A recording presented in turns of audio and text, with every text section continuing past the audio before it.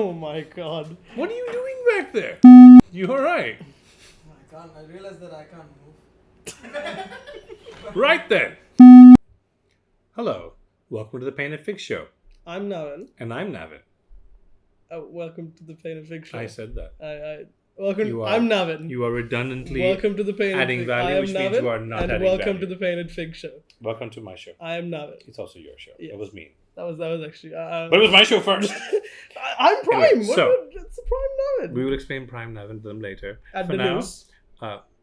it's not new anymore, but okay. No, we have some things to show you. We will lead with those. We have something very special to show you.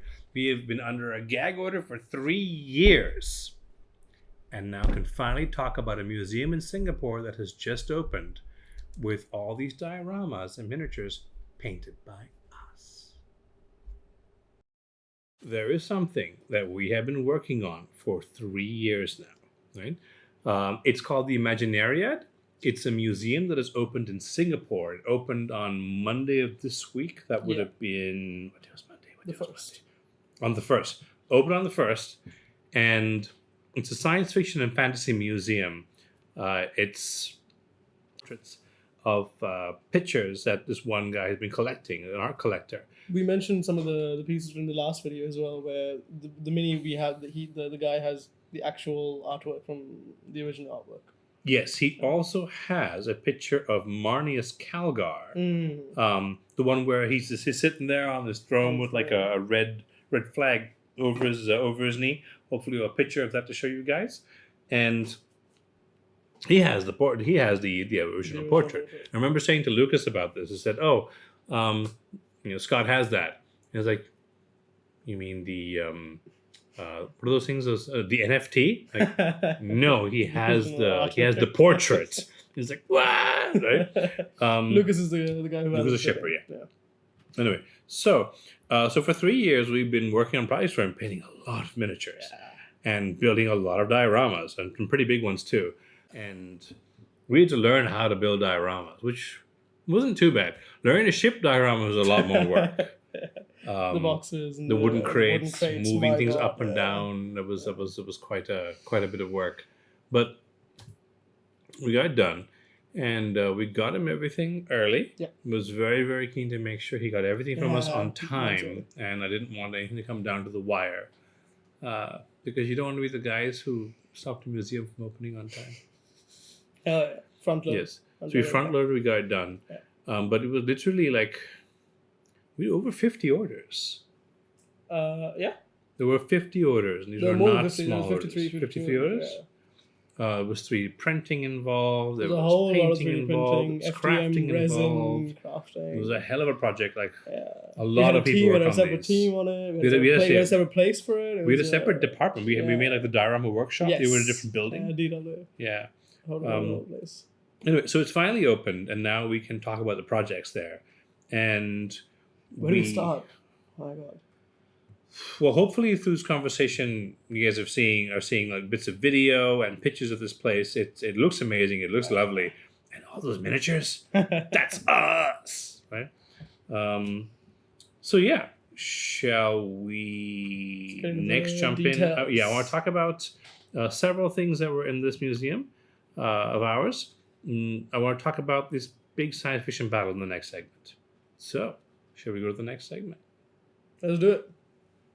Here we are in the next segment. So, it's been a while. How are you guys doing? Everybody okay? Sitting hope tight? you got some snacks. Yeah. So, what you're seeing pictures of here is a giant science fiction battle. You should be seeing pictures both of the footage sent to us by the Imaginariad, the museum, and also our own work in progress photos as we went through this process and put this thing together, from 3D printed elements and crafted terrain to all the thousands of miniatures on this.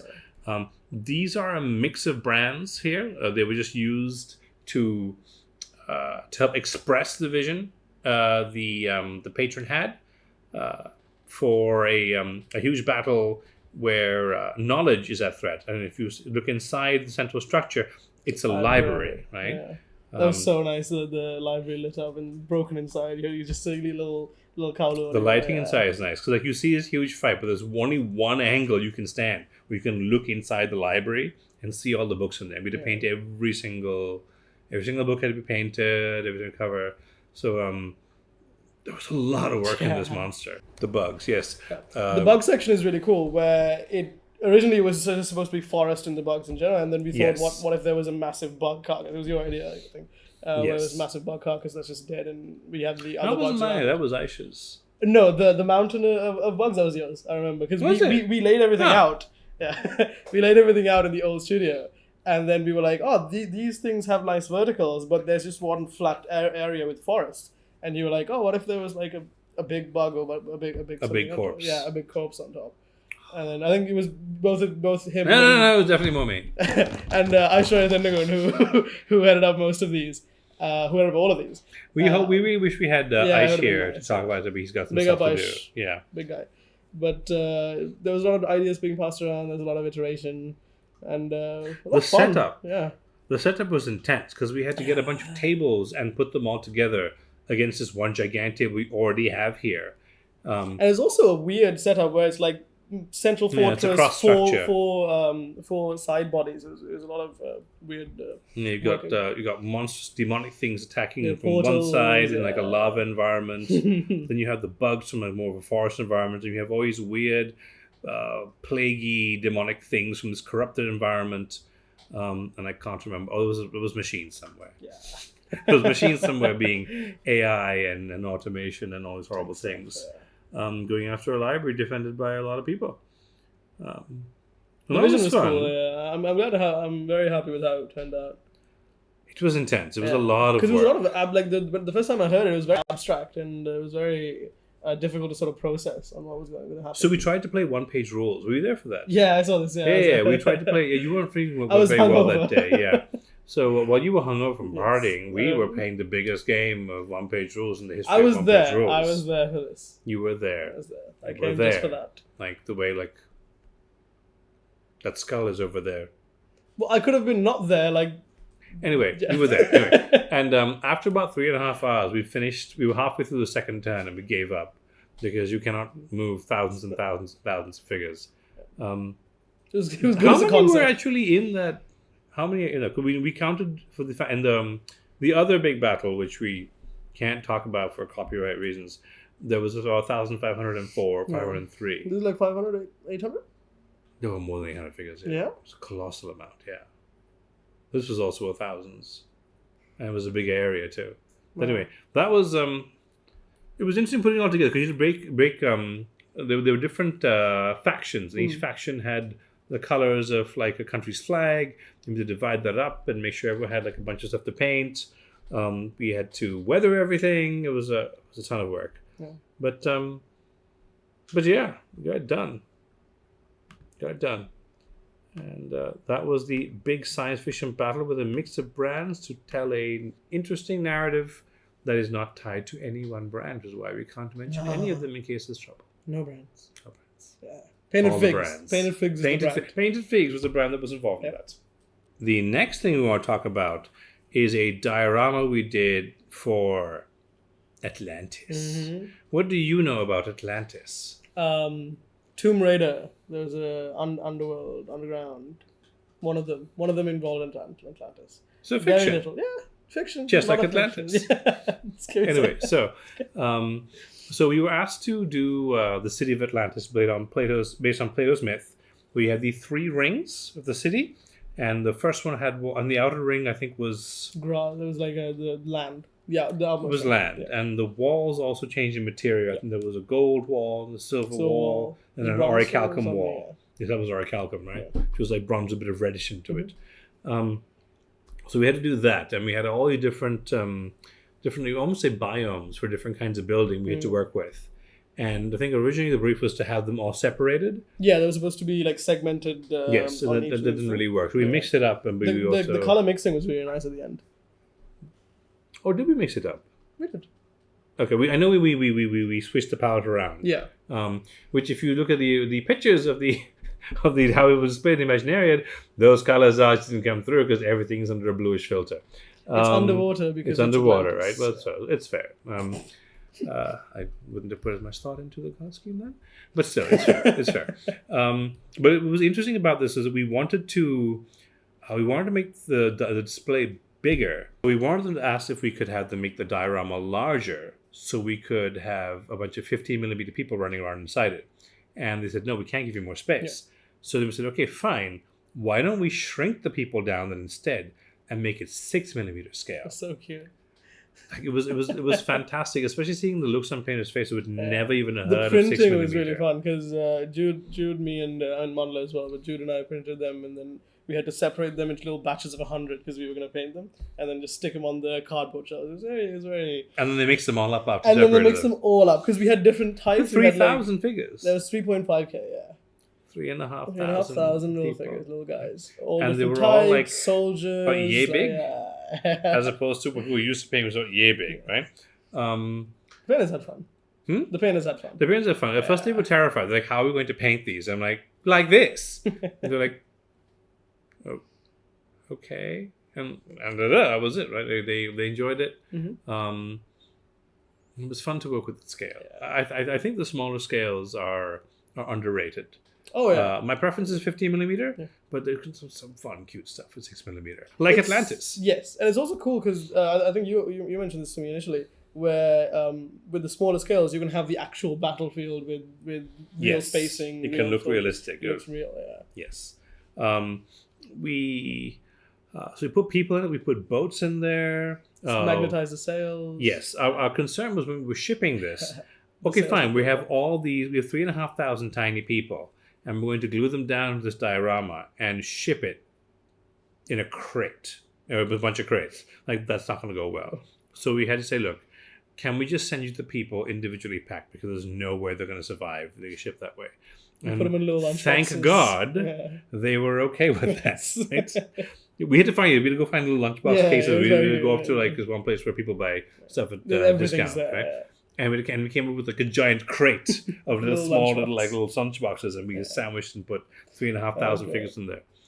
I was mad. Yeah, back in this day, the statues. So there are 12 statues on each of the axes, and each of them are like the Sagittarius. But they weren't built to stand or anything. Like some of these STLs were of really cool looking figures that can't stand. We had to drill through. So we have to have these things like stand on plinths and look like they belong there. And the color scheme was nice, like the metallic thing. I'm glad you liked the color scheme. Yeah, was it? The patina? Oh, actually, yes, it was. Yes, it was. We went for like a bronzy patina kind of look. It was nice. I hoped originally to do individualized color schemes for each of those guys because if you're drawing on like Greek myth and so on, Greek and Roman mythology and history, all their statues were painted, right? We think of them now as white marble or whatever and bronze because that's also what's left. But the Imaginariad was like, no, let's go with the bronze look. And I think the bronze look did work. It would look a bit too There'd be gaudy. too much colors because there's already too much color, the terrain was already like very colorful. Yes, I think it was I think they 100% called that right. And the people were also really colorful. Like we had different types of. So you have to make 6mm brighter and stand out. They also look like children's sweets because you're not going to notice them otherwise. So everything has become brighter. So if you're doing, for example, you're painting Epic 40K, and like the proper real Epic 40K from back in the day, you want brighter colors or it won't work. Very cool. So that was Atlantis. Yeah.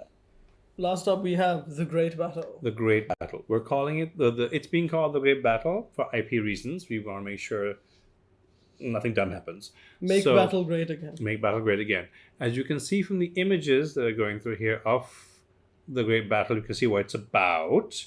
This we have another video about this. There's 1,500 figures here. We're not going to talk about the specifics of The Great Battle as you see it here, or in that video. We're going to talk about how we made it, how we got there. It's a lot of 3D printing.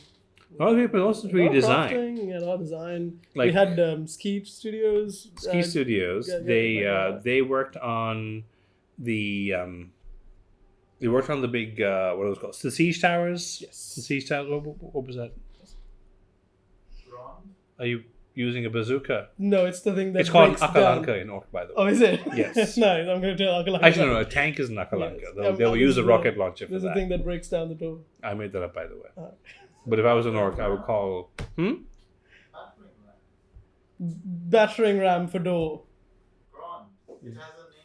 You can't say that. We absolutely can't use that. Yes. Battering ram. Sorry. That's okay. But yeah, door batter ram. There was a door batter by ram. Skeech. Yeah, by Skeech. And it hangs on chains, so you can swing it.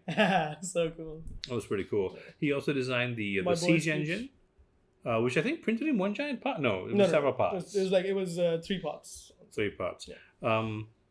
Most of what was going on there, I think, of interest was the wall, or the 2 walls, and those were all made from cardboard, XPS foam, and Eva foam. Yeah. And they had to get things specially laser cut and put together. How did they do the texture? They would take a rock and they would turn the rock as a press and create different variations in the texture. And then I would come and say, why am I seeing the same texture throughout the entire thing? Go, no, it's not. No, you didn't. Please do it this way now. Thank you. And then they would have a texture, right? It's a very prima donna moments over that. I'm not sure how much it's going to keep it, but somebody lost a job over that. But it was, yeah. Anyway, so what did I take from instead? There were some very prima donna moments over that wall, but it came out great. So you did. Yes, we have pictures here which may be popping up now of 2 people painting it in the early stages, and also if you look at the background, they're at the beginning of New Figs. Yeah. Oh my God. Yeah.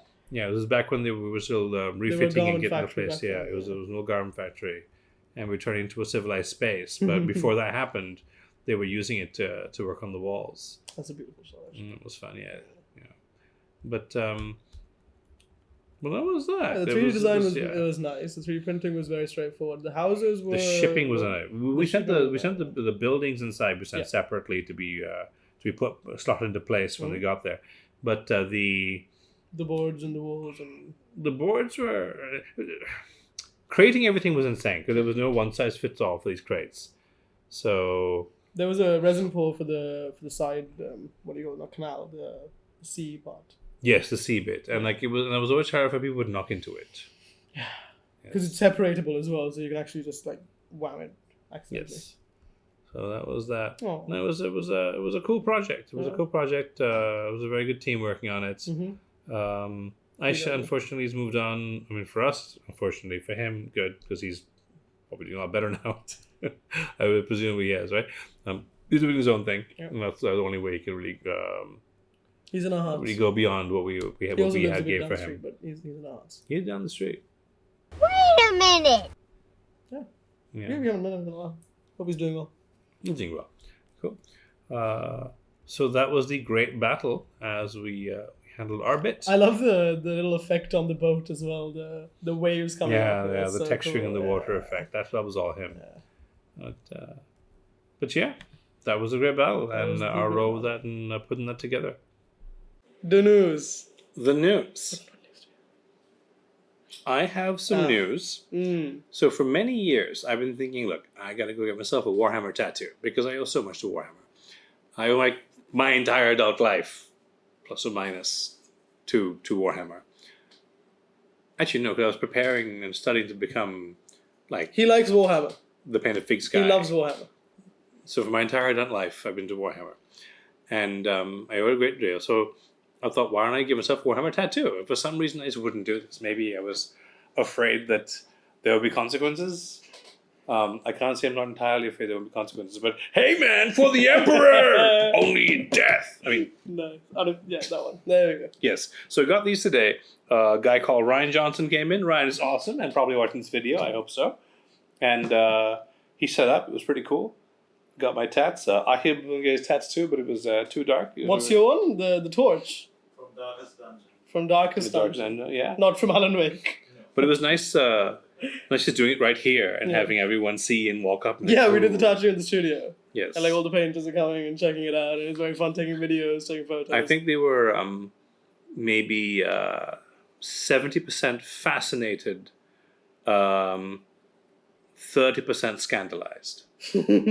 Fair, yeah. They all thought it was really. I think they all thought it was interesting. Yes, most of them thought it was their cool. content. Yes, it was their content. That was their content. Yes. When school they came up, they asked about it. I thought I would squeal like a little girl. Did it hurt? It hurt, but it hurt like a cat scratching you. Okay. The one here probably hurt more. That hurt more. That hurt like a The skin here is a bit. cat scratching you twice. Both arms. It was both arms, right? But that was about it. It was Nice. pretty all right. I want to get a tattoo one day, but I'm not sure. Maybe Well, when don't you, do what I did, where you want a tattoo and you wait 5 years and go, why did I wait 5 years? Yeah, fair. I can always just peel off your skin and then stick it to me. That is pretty metal. I Yeah. think, but you should do it or like a mask, Yeah. like have like a helmet or something, and it has like these skin flaps hanging from it. If he ever dies, I'm gonna cut off his skin. And That is then, appropriate. Yeah. Oh no, you should make purity seals out of my skin. What? Yeah. You totally make purity seals out of my skin, right? But you would take my skull and you would turn it into a servo Yes, skull. You 100%. put it upstairs with the painters, so it tracks the painters when they walk by, and they'll be so unnerved. Yeah. You can't do stuff like that here. I've shown you my tracking skull thing, right? I just put your skull on top of the machinery. But how do we get around like whatever nonsense is involved to allow this? I have the no next legal of kin. nonsense? We'll sort something out. So you become the person who has the final say over like what happens to my remains, and we somehow need You can make people your, who will give you my head. You can make your body company property, and then I will get to decide what happens with it. Yeah, but you can't be like, can I have the head? Like, who's gonna cut it off? Everyone will be scandalized. Jude will. Hello, Dex. Jude will do it. I'm sure Jude will go to jail for necrophilia or something. I mean, like they He's not gonna. look. He's gonna have sex with your skull. The Undertakers will not. Cut it. No, right? The Undertakers. So here we have a lovely skull, right? It is from AliExpress. It's not the real deal. I can do better than this. The problem is the Undertakers are not going to do better than this.